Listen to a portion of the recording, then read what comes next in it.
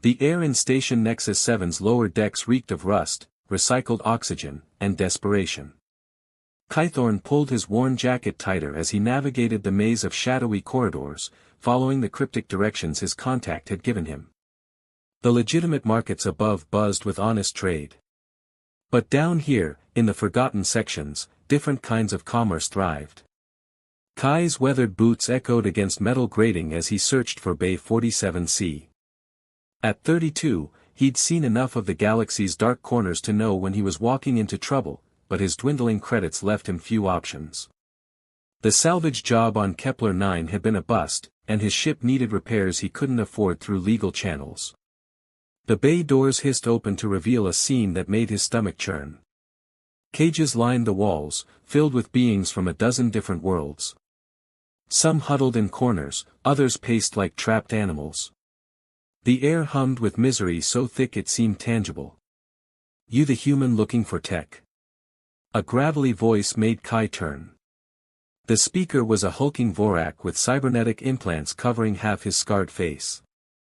His name was Grix Mover, according to Kai's contact, a trafficker who dealt in both stolen goods and living cargo. "Depends what you're selling," Kai replied, forcing his voice steady despite the horror surrounding him. Grix gestured toward a table of salvaged electronics, navigation arrays, weapon systems, life support components, all untraceable. His black eyes gleamed with predatory amusement. "But maybe you're interested in something more exotic?" Before Kai could respond, movement in a nearby cage caught his attention. A figure sat in the shadows, but even in the dim light he could see the faint luminescent patterns tracing across pale blue skin. The being was humanoid but distinctly alien, with delicate features that spoke of otherworldly beauty. "Ah, that one catches your eye," Grix chuckled. "Virulin of the Zephyrian colonies. Rare breed. They're empaths, you know, feel what others feel. Sometimes more than they'd like." He leaned closer, his breath reeking of synthetic alcohol. The previous owner said she was quite responsive to emotional stimulation. Kai's hands clenched into fists. "She's not merchandise. Everything's merchandise if you know where to shop." Grix's cybernetic eye whirred as it focused on Kai. 50,000 credits and she's yours, though I warn you, Zephyrians bond deep. She might be more trouble than you bargained for." Kai stared at Virulin. Even through the bars, he could sense her watching him with intelligent, weary eyes.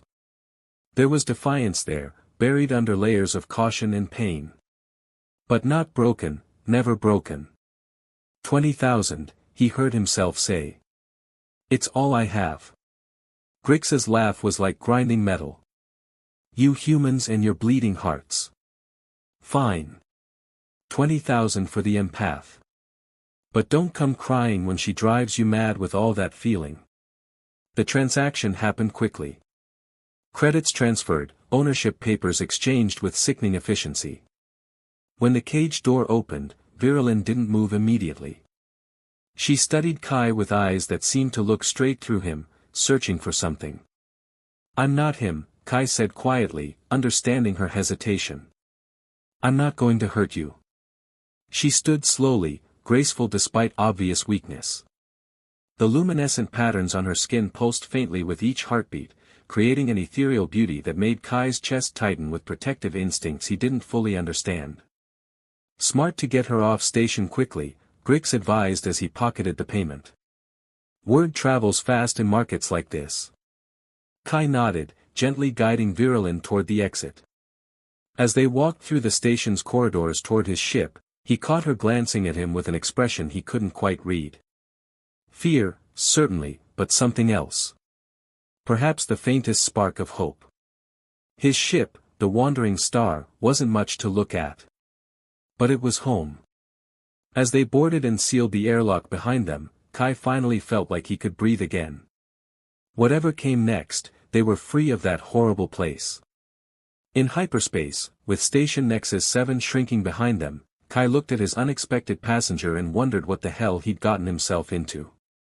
The Wandering Star hummed through hyperspace, its gentle vibration the only sound breaking the tense silence that had settled between Kai and his passenger.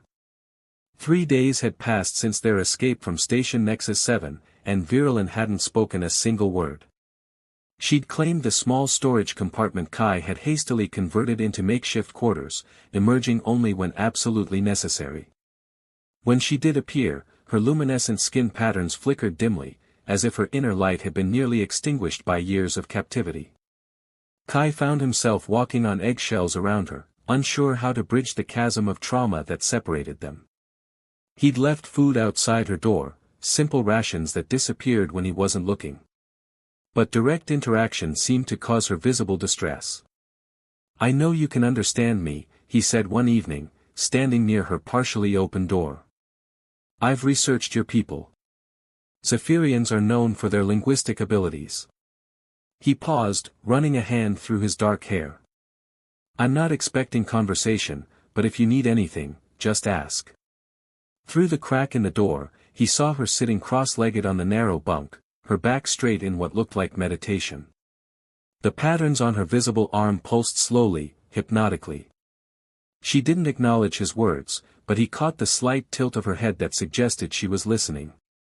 The fourth day brought a malfunction in the ship's atmospheric recycler.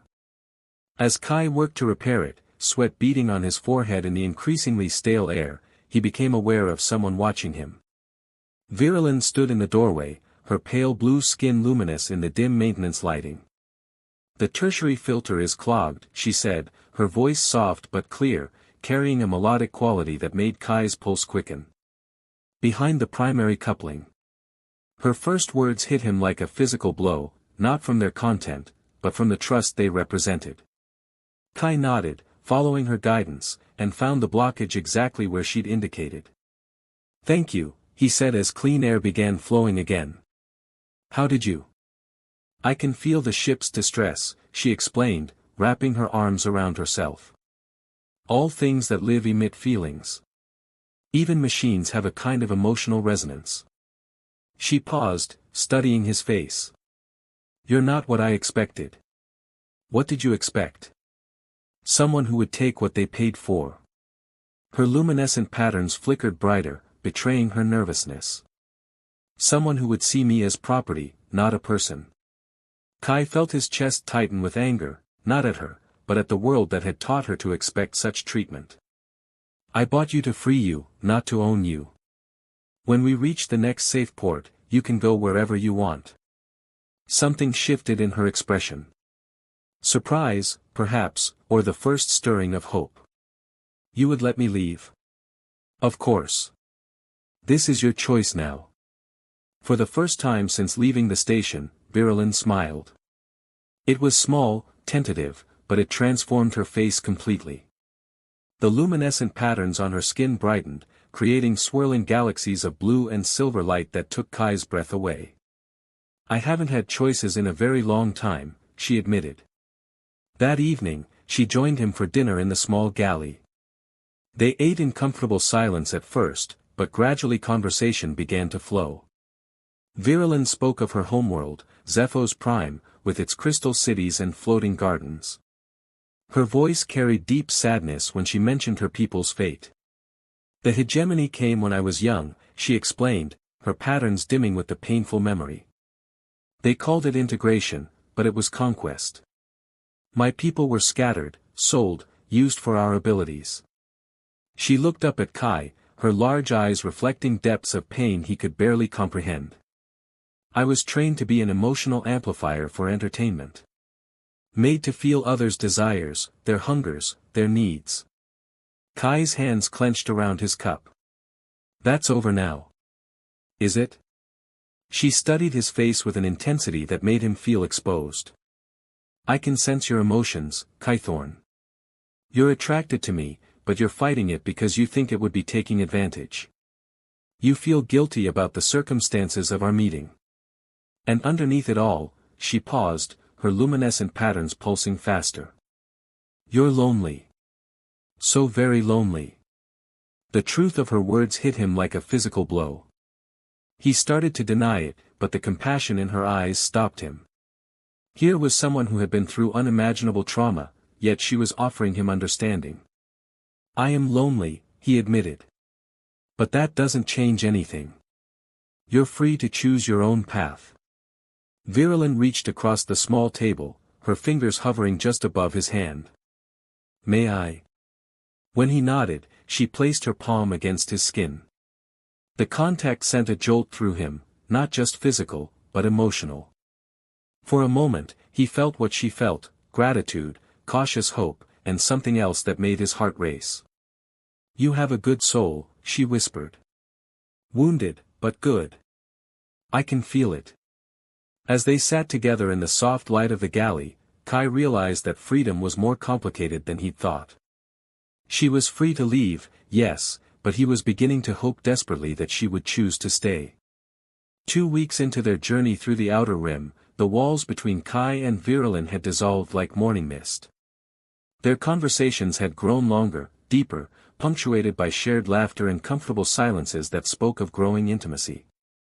Virulin had begun to bloom like a flower finally receiving sunlight. Her luminescent patterns now pulsed with vibrant blues and silvers, creating mesmerizing displays that left Kai breathless. She moved through the ship with increasing confidence, her natural grace returning as her body healed from years of captivity. Tell me about Earth, she said one evening as they sat together in the observation lounge, watching the star-streaked beauty of hyperspace flow past the viewport. Kai settled back in his chair, acutely aware of her proximity. It's not as exotic as Zephos Prime. No floating cities or crystal spires, but there's something beautiful about its simplicity. Blue oceans, green forests, mountains that touch the sky. I'd like to see rain, Virulin said softly. In the slave pens, I heard other humans talk about it. Water falling from the sky like tears of joy. Rain, Kai mused. I took it for granted growing up. The sound it makes on windows. The smell of wet earth afterward. My mother used to say storms were the planet's way of crying, washing away the old to make room for the new. Virulin turned to face him fully, her large eyes reflecting the swirling lights of hyperspace. You rarely speak of your family. Kai's expression darkened. Not much to say. My father was a smuggler. Not the noble kind who rescued people, just someone who moved contraband for the highest bidder. Got himself killed when I was 16. My mother tried to hold things together, but the debts. He shrugged. She died of a broken heart more than anything else. I'm sorry. Virulin's voice carried genuine empathy. But their choices don't define you. I can feel your heart, Kai. You're nothing like your father. The sincerity in her voice made something crack open inside him. How can you be so sure? Because you saved me without thought of reward. Because you've spent weeks trying to heal my wounds without asking for anything in return. Because when you look at me, she paused, luminescent patterns swirling faster across her skin. When you look at me, I feel beautiful instead of broken. The admission hung between them like a bridge neither was quite ready to cross. Kai felt his pulse quicken as she leaned closer, her alien beauty making his breath catch. Virulin, he whispered, her name a prayer on his lips. I know what you're thinking, she said, her empathic abilities reading his emotional state with perfect clarity.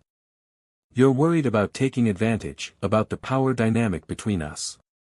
But what if I told you that for the first time in years, I want to feel something beautiful? What if I told you that when I touch your mind, I find peace instead of pain? Her hand found his cheek, cool skin against his warm flesh. The contact sent waves of sensation through both of them, her empathic gift creating a feedback loop of desire and tenderness that left them both trembling. I want to choose this, she breathed. I want to choose you. When their lips met, it was like the collision of two stars, explosive, transformative, inevitable. Years of loneliness on Kai's part and captivity on hers seemed to melt away in that single moment of connection. Virulin's luminescent patterns blazed brighter than he'd ever seen them, painting the observation lounge in ethereal blues and silvers. Through their kiss, her empathic abilities created an unprecedented intimacy. He could feel her desire, her hope, her growing love, while she experienced his wonder, his protective instincts, his deep and growing affection. Your quarters or mine, he whispered against her lips, his voice rough with want. Yours, she replied, her patterns pulsing with anticipation. I want to be surrounded by your scent, your presence. They moved through the ship's corridors with desperate urgency, hands exploring, lips meeting in brief, heated kisses.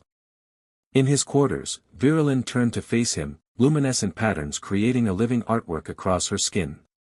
I've never chosen before, she admitted, vulnerability making her voice shake slightly.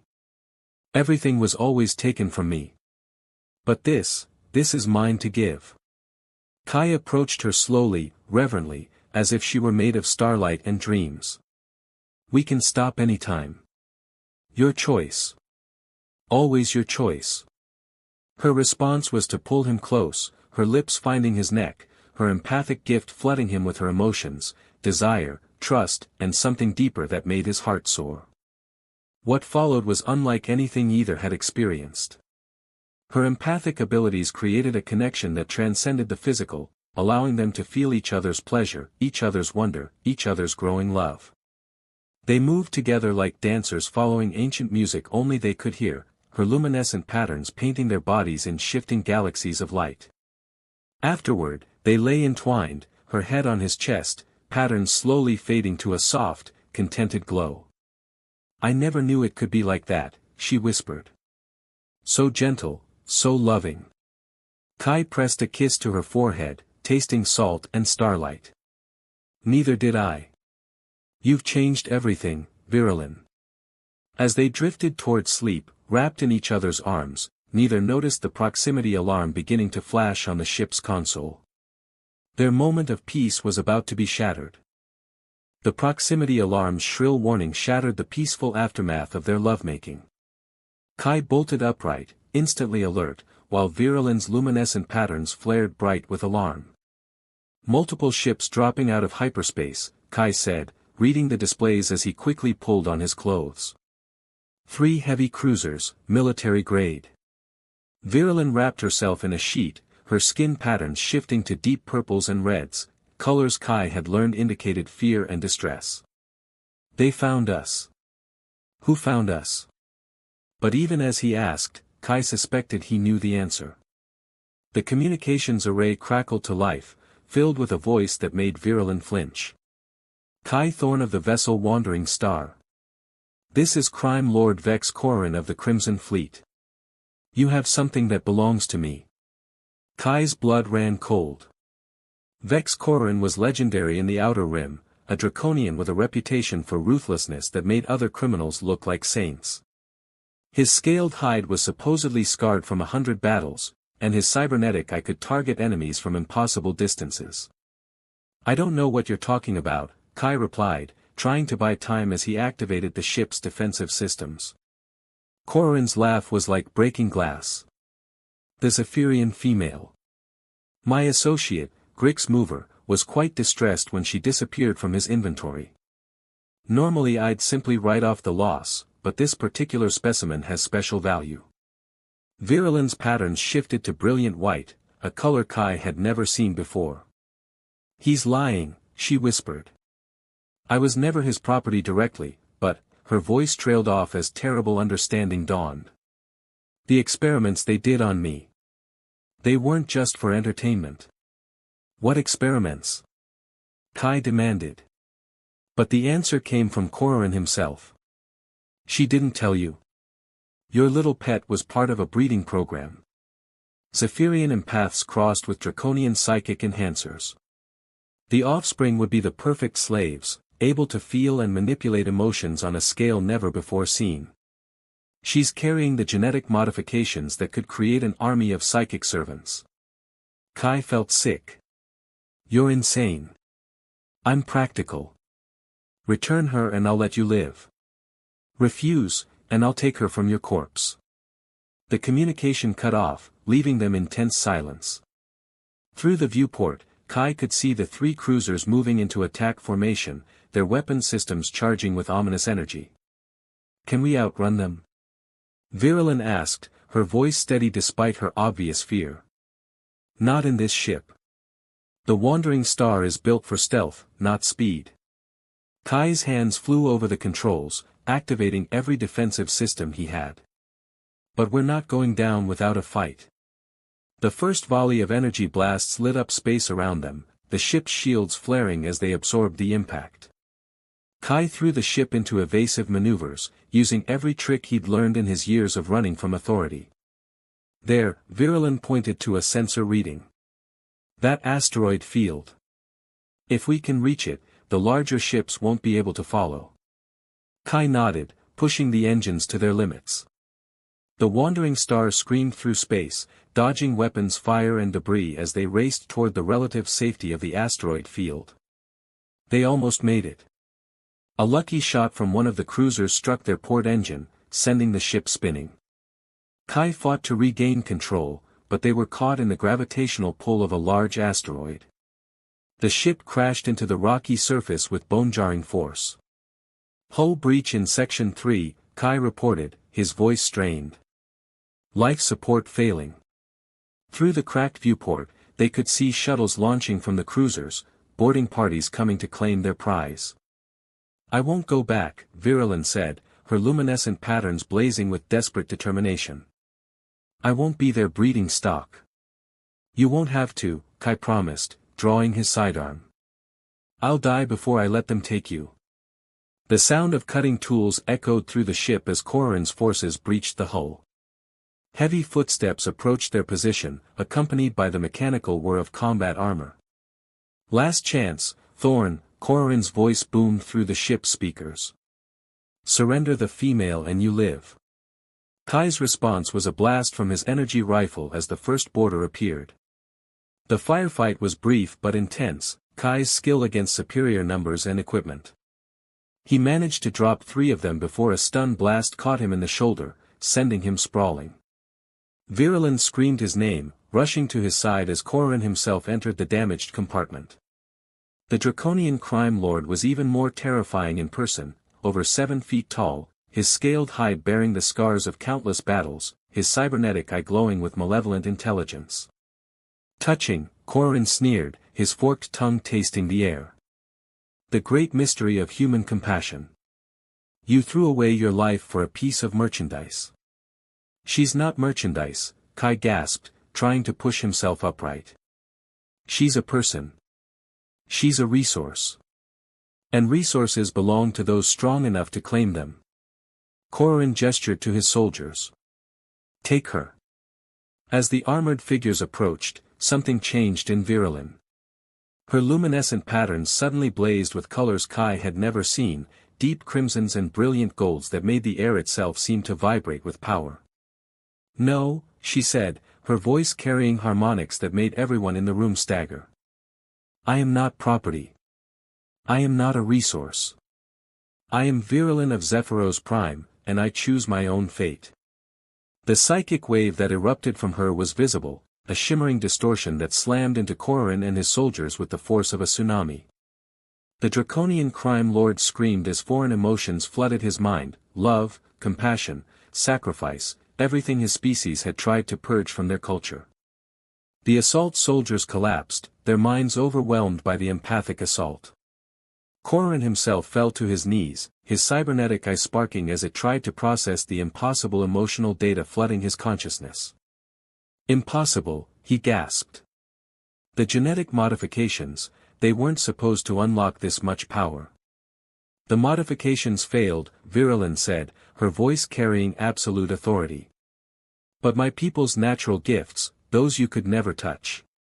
She knelt beside Kai, her hands glowing with soft light as she used her abilities to heal his wounds.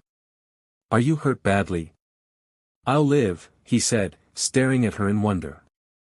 But how? Love, she said simply. The experiments tried to suppress my empathic abilities, but love broke through their conditioning. Your love showed me who I really am. As they held each other among the wreckage, Corran's remaining forces retreated in confusion, their leader still reeling from the psychic assault. The immediate threat was over, but they both knew this was just the beginning of their fight for freedom. 6 months later, the twin suns of Haven Colony painted the sky in brilliant oranges and purples as another transport ship settled onto the landing pad. Kai watched from the observation deck of the refugee center, his arm around Virilin's waist, as another group of rescued beings stumbled into the light of freedom.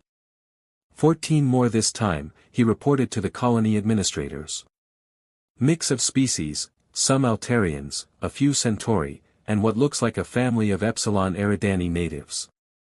Virilin nodded, her luminescent patterns pulsing with calm blues and greens, colors that had become her default state since they'd established their new life. I'll work with the empathic trauma cases. That young Altarian girl especially, she's broadcasting pain on frequencies that are making the others uncomfortable.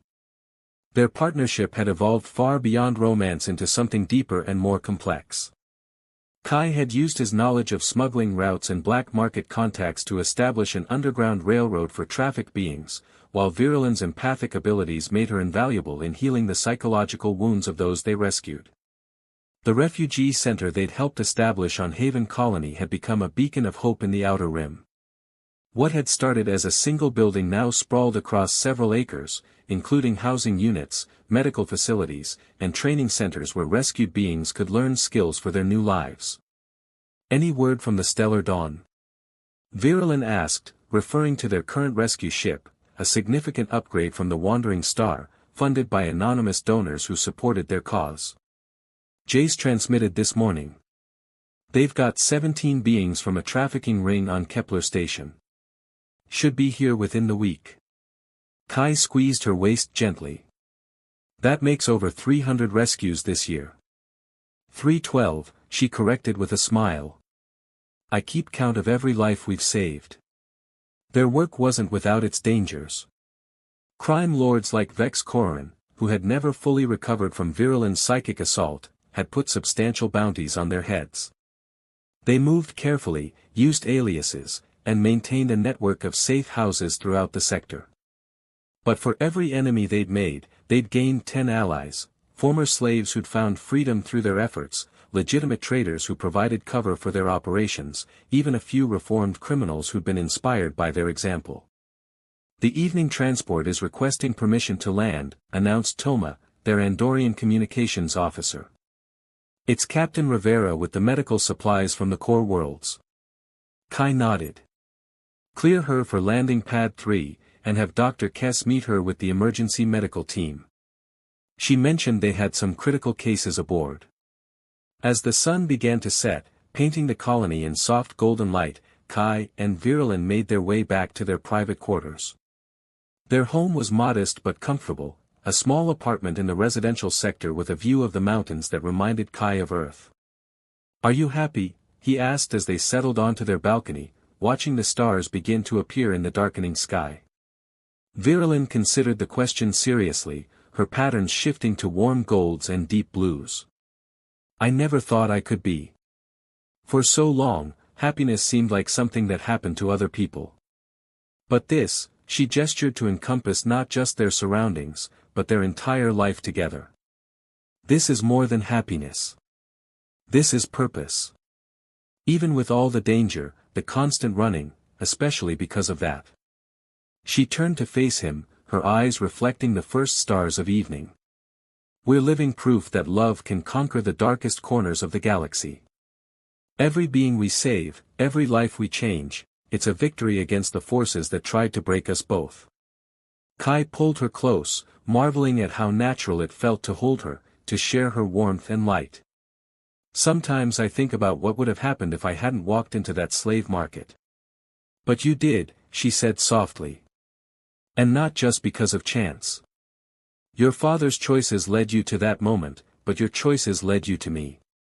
You bought me to set me free, and in doing so, you freed yourself from the guilt of his legacy. A chime from inside interrupted their conversation. Virilin's expression grew serious as she read the incoming message on their secure communicator. What is it? Kai asked. It's from the Zephyrian Resistance, she said, her patterns flickering with excitement and apprehension. They found a colony ship that escaped the hegemony purges. 3,000 of my people, hidden in the Magellanic clouds for over a decade. Kai felt his heart skip a beat. Your people are alive. Some of them. Tears glistened in her eyes, tears of joy this time. The Resistance wants to establish contact, but they need someone they trust to make the initial approach. Someone who understands both human and Zephyrian cultures. She looked at him with an expression that encompassed hope, fear, and infinite love. They want us to go. That would mean leaving Haven Colony, at least temporarily, Kai realized. The journey to the Magellanic Clouds would take months, maybe years. Yes. She looked at him with an expression that encompassed hope, fear, and infinite love. But it would mean I could see my people again. Help them return to the galaxy safely. Kai didn't hesitate. When do we leave? Her luminescent patterns blazed with joy as she threw her arms around him. You don't even want to think about it. What's to think about? Your people need help, and we've gotten pretty good at that sort of thing. He kissed her forehead, tasting starlight and dreams. Besides, I've always wanted to see the Magellanic Clouds. As they held each other under the alien stars, both knew that their greatest adventure was just beginning. They'd found love in the darkness of a slave market, forged a partnership that had saved hundreds of lives, and now they were being called to something even greater. The galaxy was vast and often cruel, but as long as they faced it together, they could light even the darkest corners with hope. Above them, the first ships of the evening began their descent toward Haven Colony, carrying more souls seeking freedom.